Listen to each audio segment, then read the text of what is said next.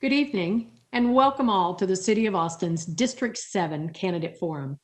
I am Carol Eckelkamp with the League of Women Voters Austin area. Today, we have partnered with the City of Austin Ethics Review Commission to help you get to know the candidates vying for your vote. The League of Women Voters Austin area was founded in 1919 and is a nonpartisan political organization of men and women members. We believe in empowering voters and defending democracy. Today's questions are put together by the League of Women Voters Austin area and have not been seen in advance by the candidates. These questions come to us from many community organizations, students from the University of Texas, and through our public email box. This year, students in the University of Texas Steve Hicks School of Social Work helped construct some of our questions. These students would normally be out in their community completing their service learning hours, but due to the pandemic, they are learning how to manage their lives and studies differently. A special thanks to these students and the other volunteers in the League of Women Voters Austin area. To our candidates this evening, you will have 2 minutes for your opening and closing statements, and you will be given 1 minute to answer each question. Our timekeeper will hold up a yellow warning card at the 30-second mark and a red card when time expires. You are asked to refrain from any personal attacks of your opponents and let us stick to the issues and policies in our questions. In the event you lose your connection to this forum, you may reconnect and will be allowed to answer the questions you missed, time permitting. We will begin in ballot order and rotate so that each of you have an opportunity to answer first. So we'll begin with the 2-minute opening statement from Ms. Witt. Hi, everybody. My name is Morgan Witt, and I'm running for City Council in District 7 because Austin needs a new leader who's going to bring much needed change to our city. We've seen how many longstanding problems Austin has faced: affordability, traffic, problems with equity, drought, and climate change. And when we look back at our record, these have been problems we've been dealing with for a long time. We need somebody who has a fresh perspective and is really in touch with the community to address those problems so that we can resolve them. I live here, I grew up here, I have firsthand knowledge of the struggles facing many of the people in our city and within District 7. And because of that, I bring really diverse experiences and skills to the table. I'm a member of the tech community and an educator. I'm a community advocate. I know that a lot of people are struggling just to make a living in this city. And through these diverse experiences, I've seen how badly we need boldly progressive leaders who are really in touch and represent the communities they serve. Anybody can call themselves a progressive, but what a progressive really means is addressing root causes, bringing comprehensive solutions to the table, and most of all, being a representative of everybody that they serve. Incremental change obviously has not worked over the last 5 to 10 years in Austin, and we have the chance right now to make decisions that will not only benefit us, but the future generations to come. So I am the bold candidate, the real progressive Democrat that District 7 needs to get us going in the right direction.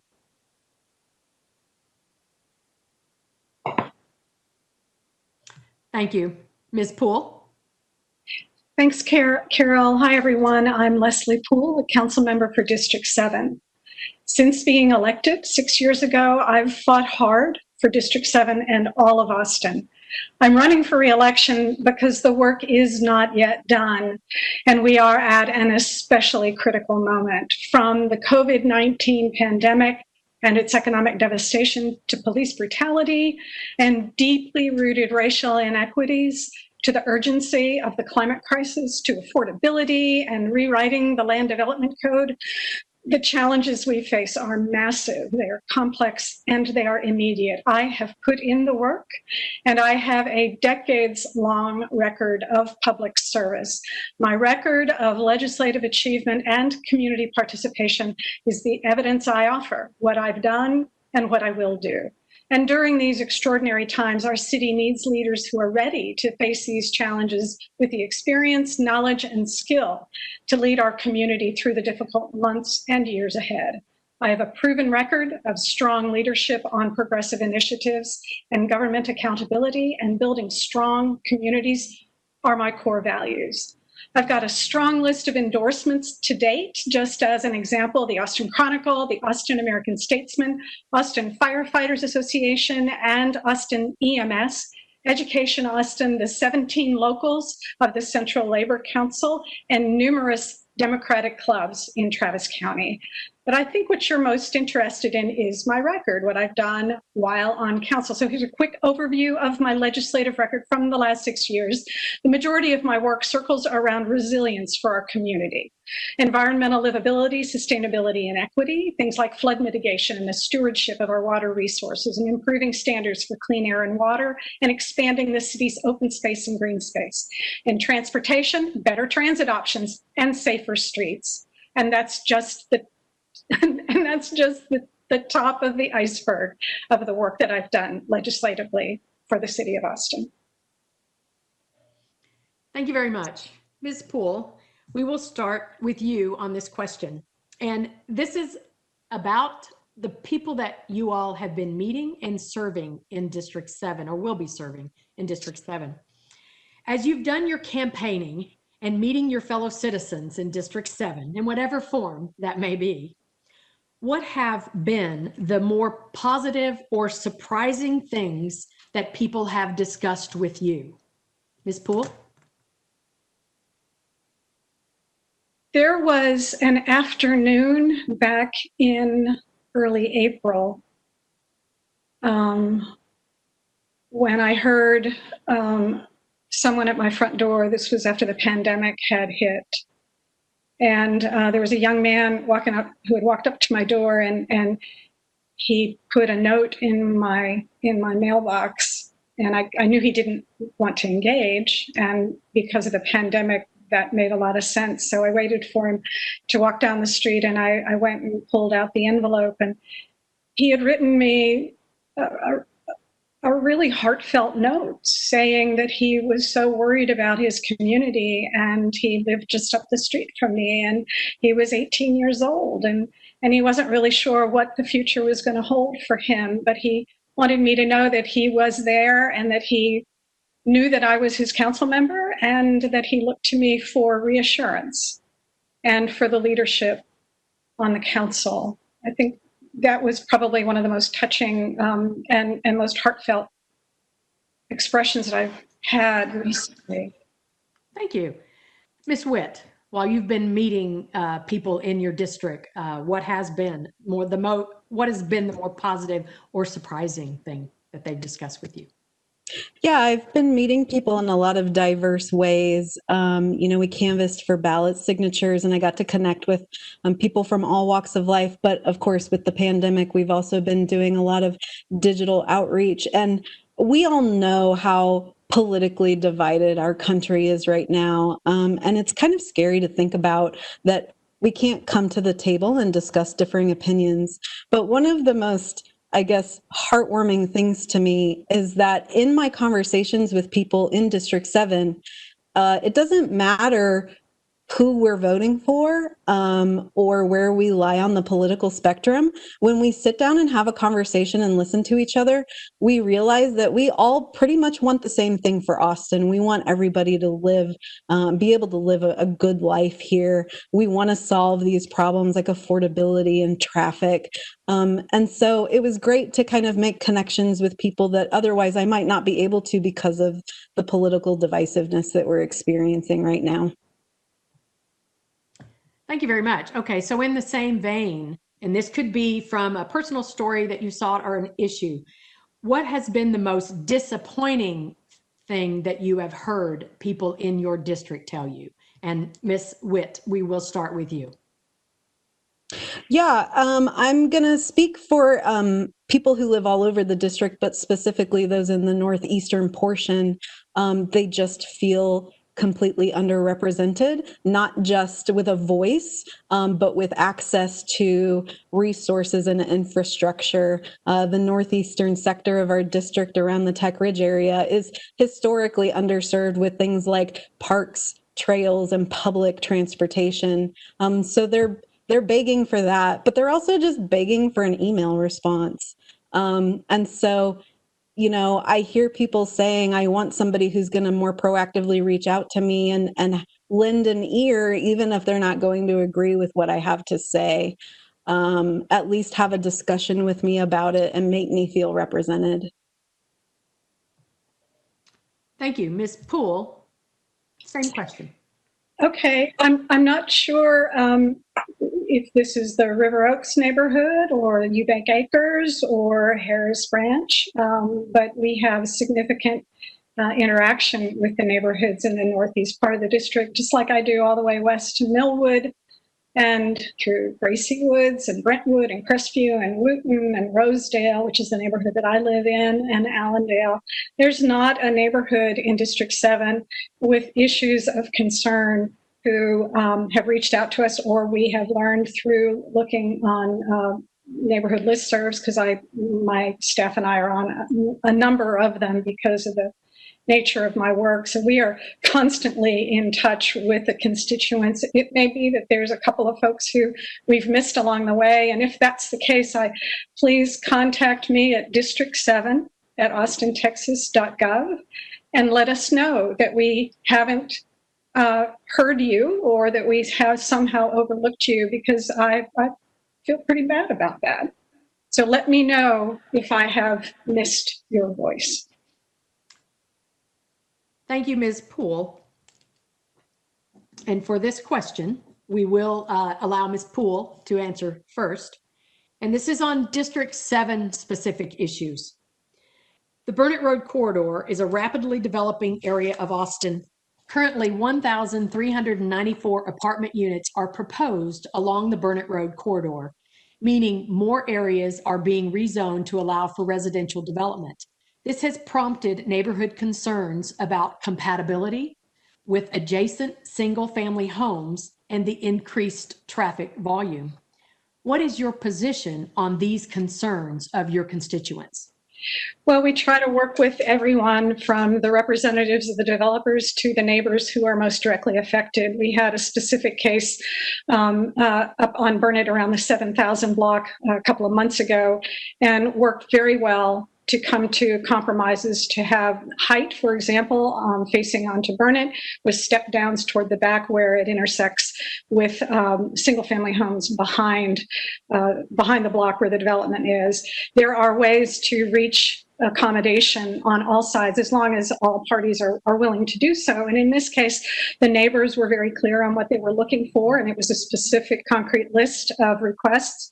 And the representative, the agent for the developer, was very adroit at bringing agreement to the table from the side of the developer. And so we had a new fairly large apartment complex approved on first reading on consent. And when we ink the restrictive covenants, the private restrictive covenants in the next week or two, probably before the end of the year, and I see that stop sign, I'll just finish my sentence.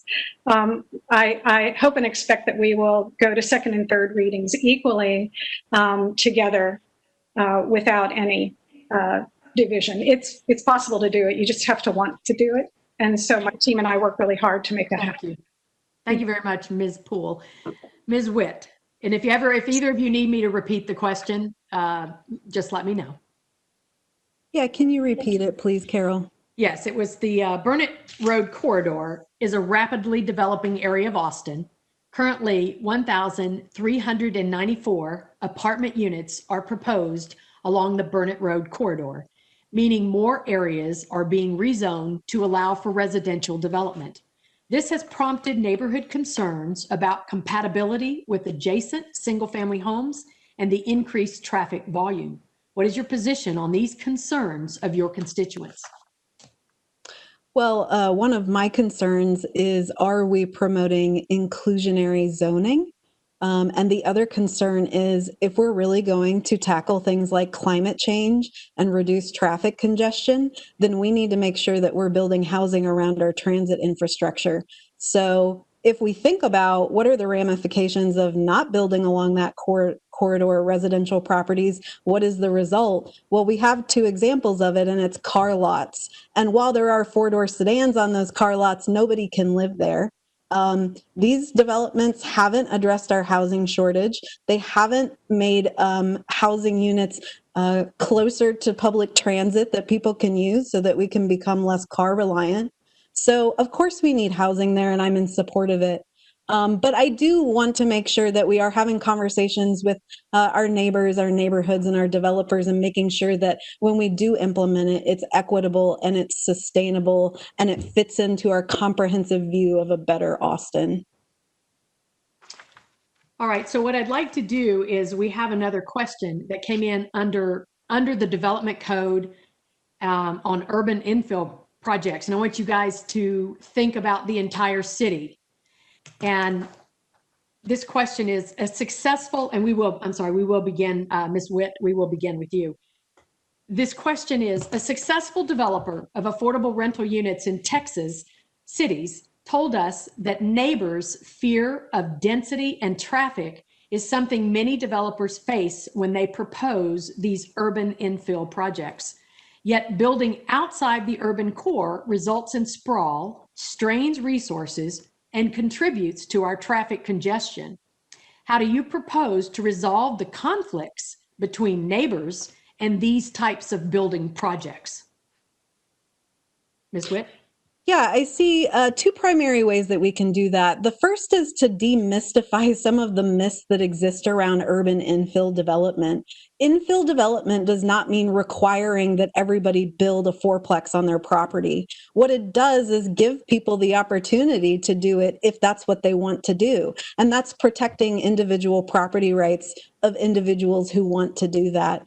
It also can address our gentrification issues by opening up more housing options on the west side. So that's something that we need to think about. What does it really look like to infill? And make sure we're all on the same page. And then the other piece of that is, and I'm so sorry, I forgot the second half of the question. I had a second piece on it.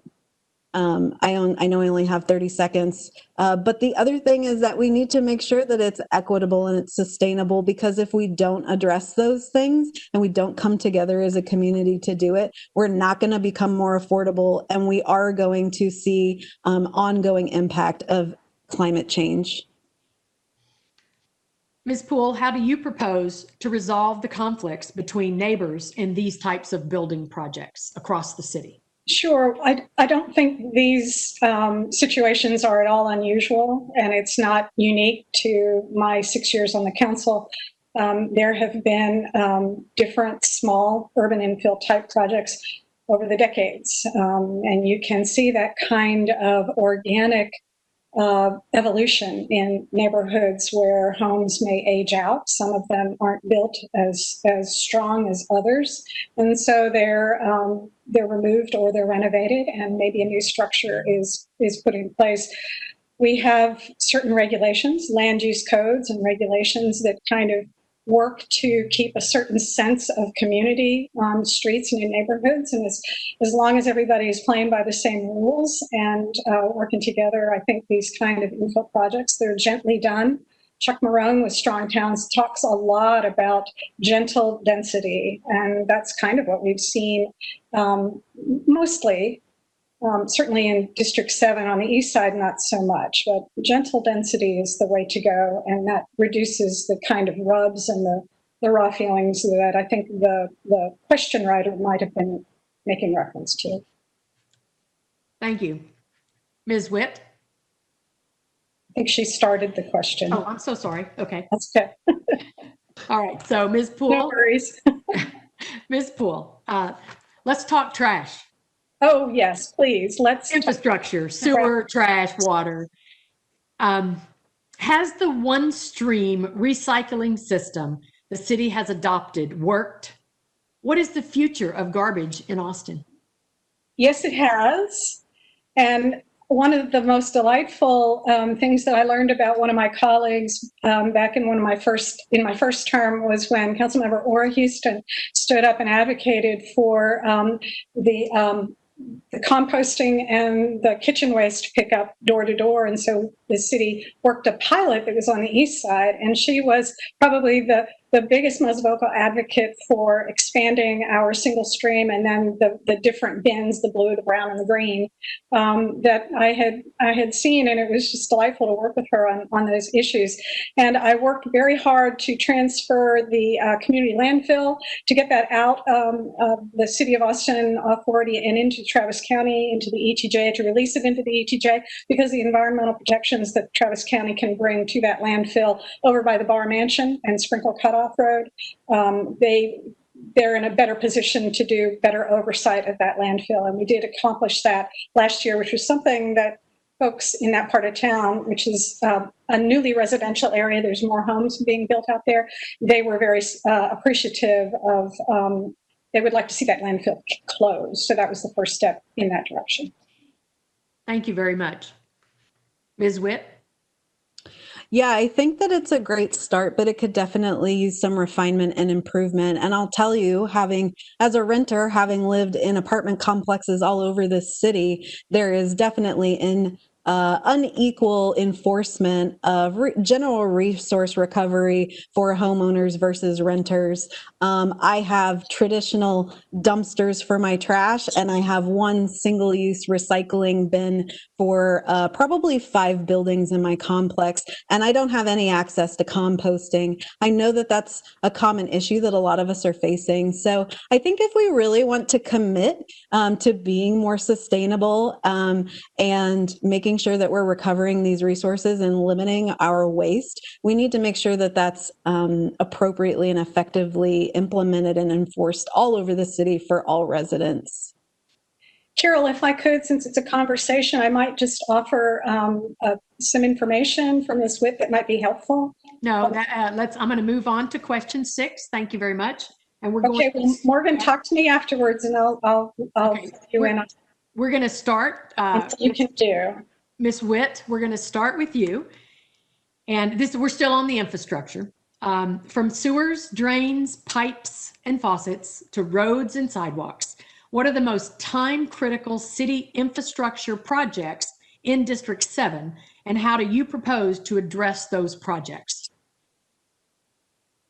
Yeah, so that's definitely going to be public transit infrastructure, which include, like I said earlier, northern and northeastern parts of the district we need to implement that and make sure that there is not delay. But that's also going to include critical mobility and accessibility infrastructure like bike lanes, trails, and sidewalks. There are thousands of miles of sidewalks not yet developed in this city and specifically in this district. And we need to fully realize and implement those plans so that our neighborhoods are more accessible for people to access without having to use a car. And we can really commit to reducing our reliance on both cars and fossil fuels.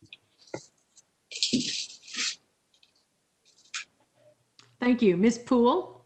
Well, I'll go ahead and just jump in and say, as far as the apartments and the pickup with the recycling and so forth, they're not covered under city ordinance because the apartment association has asked that they not be, but that is something that I think we should work closely with them, and maybe the apartment association and the various apartment buildings would be willing to come under the City of Austin rules, but that's why they have the private haulage and they're not on the city schedules. So that's why that's the way that is. As far as additional infrastructure, my office has been, over the last 6 years, working really hard to get sidewalks to the parts of town that used to be in the county and then were annexed into the city. And so the infrastructure and those community assets aren't at the level that they are with some of the more internal interiors inside the loop city neighborhoods. And so making sure that the sidewalks are all throughout the city is a big effort. We do have a bond. The Prop B will help with that. It's on the ballot on November 3. All right. Probably this was the number one question coming in our inbox from both sides of the issue, and this is on changes to the Austin Police Department. And we will begin with you, Ms. Poole. Many questions came into us this year on the actions taken by council concerning the Austin Police Department. What is your position regarding protests over systemic racial injustices in policing and regarding the public's concern for their overall safety on the streets of their neighborhoods and in downtown? Ms. Poole? Austin is a really safe city. I've been to my share of rallies and protests and demonstrations and done a lot of walks, and I never feared for my life. I never worried that my daughter, when she would do the same when she was here in high school in Austin, I never worried that I would get a call that she had been injured for participating in a peaceful protest. And so I was stunned and heartbroken to see what was going on at the end of May this year. That wasn't about our neighborhoods not being safe. That was about an overly militaristic approach from the police and some aggression from folks on the street as well, who saw that there was an opportunity maybe to divide our community. I don't know that they're necessarily from Austin. My conversations with folks who were involved in Black Lives Matter issues and criminal and social justice issues were very clear that those folks were not part of their community. So I can understand. Well, okay, I'll stop there. Thank you. It is hard to answer in 1 minute. Yes. Ms. Witt? Yeah, I'll answer the part specifically about protests by saying that I am one of those peaceful protesters who's been tear gassed, spit on, and otherwise brutalized by police. So I think that every Austinite and American has a constitutional right. The First Amendment protects our right to assemble and protest to redress grievances with the government. So just as we protect things like the Second Amendment, we also need to be thinking about our right to peaceful protest. And then as far as the broader conversation about public safety, we need to be asking ourselves, what makes people safe in a community? And the reality is that it is well documented and proven that investment in community services and resources that keep people from being in desperate situations is what keeps crime low. But you also need to recognize that although we hear about crime all the time, Austin has one of the lowest crime rates of any metro area in the US. So we need to all have a conversation about how safe is Austin? And when it isn't safe, what can we do in a really comprehensive way to improve that? Thank you. And Ms. Witt, we will start with you. And this is on transportation on Prop A. Prop A has some residents in your district concerned as the city proposes an increase in the overall tax rate. Furthermore, within District 7, a new rapid bus line, as well as an extension of the rail line crossing through the district, would mean more construction in this already rapidly developing area. Given these concerns, how would you address these citizens? Yeah, I'll start by saying that the tax rate is a lot lower than is being purported in a lot of areas. It's 4%, not 25%. We should be asking, why did we not do this development 5, 10, 20 years ago when it would have been cheaper to do? And had we made housing more accessible and affordable, maybe we would have more property taxpayers to more evenly distribute that burden. I know that there are concerns about displacement and congestion during that development. There are displacement funds and investment included in Prop A that is kind of one of its kind in the U.S. But we also need to be thinking about the fact that if we want transportation to be easy, affordable, and accessible, we have to bite the bullet and do this, because the I-35 expansion project costs almost $1 billion more than this and does not solve traffic problems. We really need to do what's going to work for our city. Thank you very much. Ms. Poole? You're muted. Can you repeat the question for me? Yes. Proposition A has some residents in your district concerned as the city proposes an increase in the overall tax rates. Furthermore, within District 7, a new rapid bus line, as well as an extension of the rail line crossing through the district, would mean more construction in this already rapidly developing area. Given these concerns, how would you address these citizens? So two things, because this has been confusing for folks. The tax rate increases by about 24%, but the actual property tax payment is about 4%.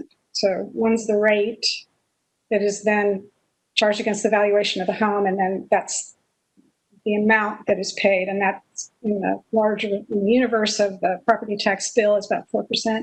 And people can go and look at their taxes on Travis Cat and see what they paid last year, and then look and see what the difference is for all of the different taxing entities, or about 5 of them, to see the City of Austin's share of that is about 22%, which is why it's just the 4% overall increase.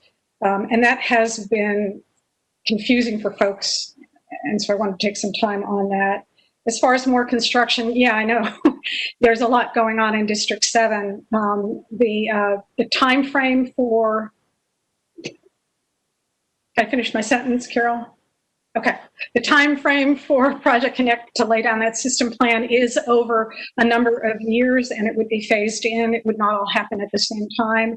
Hopefully it would be at a pace that could be accommodated, because I do think it brings some additional benefits and community assets to this central north part of the city. Thank you. All right, so we will begin this next question. This is the second most popular topic from many of our community partners and many of the inbox that in our mailbox. In July, city officials announced more than $60 million in funding dedicated to ending homelessness in next year's budget. Of that amount, $20.5 million will go to preventing people from falling into homelessness, $31.9 million to crisis mitigation, and $8.6 million to provide ongoing access to resources and housing. How will you ensure that these expenditures are used effectively? Well, those are the programs and operations and the partnerships with the community that are under the aegis of the city manager and our new deputy city manager, who is overseeing all the work on homelessness. It's a cross-departmental strategy for the city of Austin, because it's a really important initiative, finding homes for people who don't have homes, ensuring that we have sufficient resources, wraparound services, permanent supportive housing for people who don't have homes, who have a hard time either with mental health issues, even keeping a job or feeding themselves. For me, it's a moral issue, taking care of people who are unhoused. And yes, it's a big expenditure, and it's a large concern for our community. So we do have good professionals who are working on the issue on the city staff with a lot of expertise, and we can certainly dip into the expertise from folks in other cities who have had similar experiences. Thank you very much. Ms. Witt? Yeah, I have 4 points to respond to this with. One, we need a really strong centralized director role that's going to be coordinating resources and outreach to make sure that it's centralized and running efficiently and effectively, so we can provide people with the support they need as soon as possible. We also need to be using data to identify what strategies work and are the most efficient and effective, so that we can match people with the specific resources they need given the circumstances that they're in. The third thing we need to do is actually use the resources that we have. The city's bought up hotels and other assets for housing the homeless, but they're currently being used for COVID quarantine. So how can we actually transition that over to offer beds and coordinate wraparound services there? And then the fourth thing is that we need to be more holistically preventing people from becoming homeless in the first place. If we had more affordable housing, if transportation didn't on average cost 20% of your annual income, then people wouldn't be so vulnerable to one traumatic event that sent them into homelessness to begin with. Thank you very much. And Ms. Witt, we will begin with you on this question. And this is on a little bit on affordability, but more on the Austin Code Department and the permits. We are all familiar with the term time value of money. According to several developers currently building projects in our city, the length of time and the difficulty of the City of Austin permitting process is a contributing factor to the increased rent and rising home prices. The time it takes to build in the City of Austin is twice what developers experience in other cities. Do you agree or disagree with this? Please explain. Yeah, I wholeheartedly agree with it. As a resident of this city and also as an experienced project and program manager, the fact that we don't have a streamlined, accessible, affordable, and efficient process for this is extremely frustrating to me.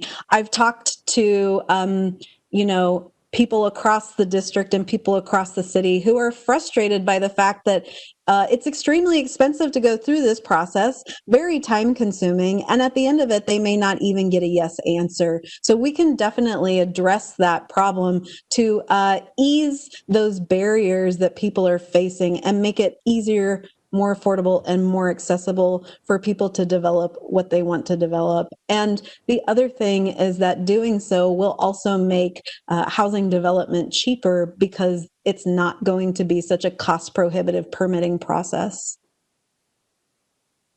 Thank you very much. Ms. Poole, you're muted still. I think somebody is turning off if they could, I think we were going to do our own mutes and stuff, so they hadn't noticed that it was turned off. Okay. Okay, so with regard to permitting, I'm the Vice Chair of Audit and Finance, and we're working with the City Auditor to craft the audit plan for the next year. My staff and I have identified several areas that need intensive review, including the city's Amanda permit record-keeping system. It's used by over 11 departments as well as the public, and it's outdated. It's inefficient and burdensome. I don't think anybody disagrees with that. It does often cause undue delays and confusion for city employees and residents and businesses. So we need to improve or replace this system. It may be invisible to many in the public, but if these improvements would go a long way to easing a time and cost burden for small businesses. And with our programs in permitting, we did initiate what I call a pay-to-play route to permitting approval, where some of the big developers could, with larger projects, could get to the front of the line by paying a fee. But all that did was slow down everybody else that was behind them and wasn't really fair to people who had smaller projects. So I don't think that approach was really necessarily the best. Thank you. This is our probably our last question, and we'd like to end on a positive note. And this is our college students had lots and lots of questions for all facets of our government, from cities and schools and states.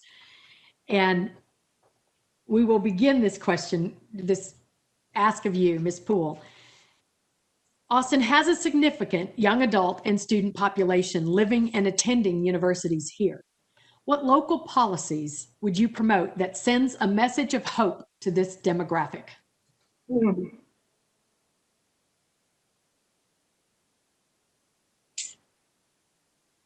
Well, it's a hard time right now to find hope. So I appreciate the depth of the emotion that's in that question. And I think that we are very fortunate here in Austin, in this community, to have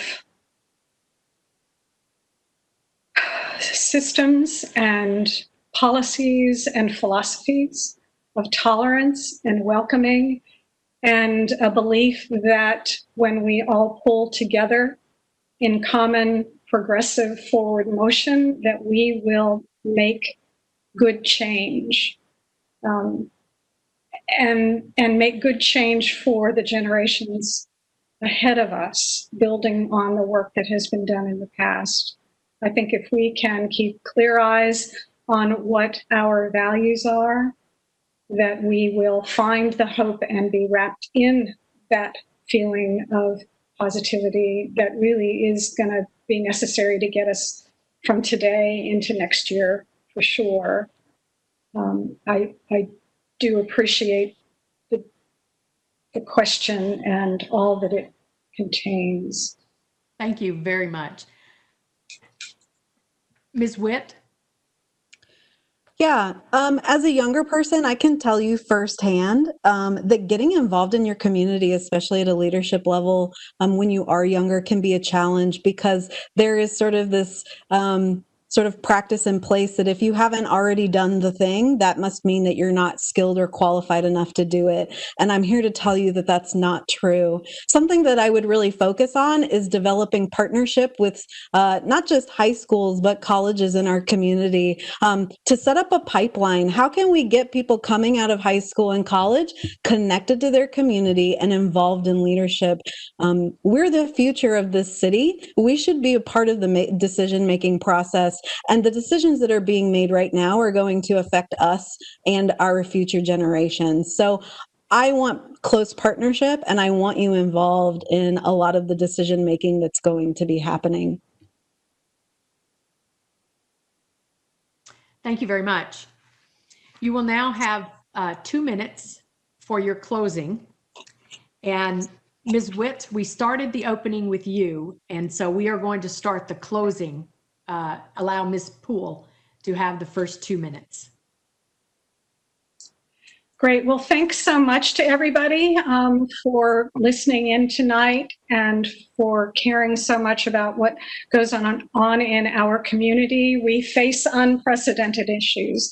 They're large and complex and immediate, from rewriting the city's land development code to passing and implementing historic ballot measures for transportation and housing to police brutality and civil protest, all in the midst of a global pandemic that really concerns people and makes them question, where is the hope? We face significant disruption and unrest, and that's just from the last year and a half. So there's a lot yet to do, and the learning curve is vertical. It's more important than ever to lean on a proven record, knowledge, and experience. Knowing what I do about the resilience of this community in partnership with citizens young and old, and even knowing the coming days will be hard and continue to demand reserves of strength and determination, I'm confident that we will make it through. I have done the work over the last 6 years and done it well. My record of legislative achievement and community participation is the evidence I've offered, what I've done, and what I will do. I'm ready, willing, and fully capable to continue to represent District 7 for the next 4 years, to continue my work on the big issues, to keep involving everyone in the community, and to stay the course. As a member of the League of Women Voters, I'm honored to be here to speak with you all and answer the questions from the community about issues that matter to all of us. And I would like to close tonight with a call to action. Stay safe. Stay engaged, be sure you're registered, and by all means, be sure to vote. That is where the hope is. Early voting starts October 13, and Election Day is November 3. So I'll see you all at the polls. Thank you. Thank you very much. Ms. Witt, your closing 2 minutes, please. Yeah, I know that COVID-19 has no doubt been devastating for many in our community, particularly our Hispanic and Black communities and even our music industry. But make no mistake, the problems we're facing right now were not caused by the pandemic. They've been around for a long time. So when you're thinking about what progress has been made over the last 5-6 years, you need to ask yourself, why are we still the most economically segregated city? Why, as we continue to grow, is our Black population shrinking? Why are we the least livable city for minimum wage workers? And why do we continue to have an outdated land use code that is inequitable and segregationist and was updated before I was born?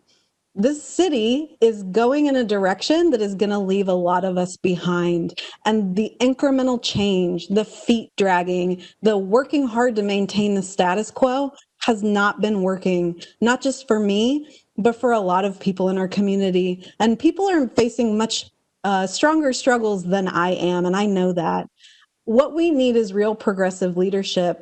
And like I said, anybody can call themselves a progressive, but you have to really be committed to changing things at a systemic level, addressing these problems in a comprehensive way, and moving the needle so that this is a more equitable, inclusive, and affordable city for everybody, not just those with the loudest voice. So when we talk about track record and we talk about experience, we have to think about what was the impact of that experience. Does that mean that everybody is now safer and has everything they need to thrive in this city? And the answer is no. I have a track record of community advocacy, of empowering people through education and connecting them to the resources they need. I have experience with program and project management and using data to make informed decisions. So please think about the bold change you want to see in Austin this November. Thank you very much. Candidate Witt and Councilmember Poole, we thank you for your sincerity in answering our questions this evening. And to all of you listening, we have some important dates. Monday, October the 5th was the last day to register to vote in the upcoming 2020 elections. To check your registration status, you may go to votetravis.com. That is VOTETRAVIS.com. You can also print off a sample copy of your actual ballot from this site. I have mine already printed, and you can take paper into the ballot with you. In Texas, early voting begins October 13th and ends October 30th. October 23rd is the deadline to apply to vote by mail if you are eligible. November 3rd is our election day. Our nonpartisan voters guide will be available online.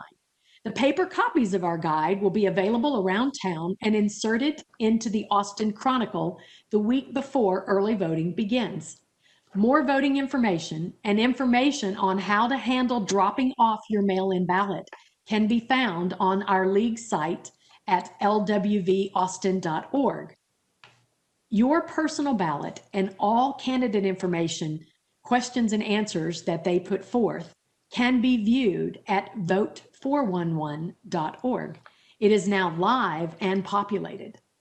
Vote411.org was launched by the National League of Women Voters Education Fund in 2006. It's a one-stop shop for all election-related information. Now more than ever, it is important for all of us to educate ourselves on issues that will affect all of our communities and to find a polling place and go vote. Cast your vote, but do not stop there. Keep track of those elected to serve by communicating with their offices and holding them accountable. We appreciate your attention from wherever you are listening. Thank you and have a good evening. Bye, guys.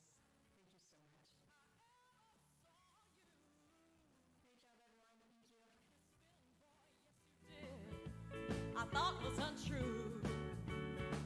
Well, I should have known better and tried to see that you were the only boy for me. Ooh, I said your big brown eyes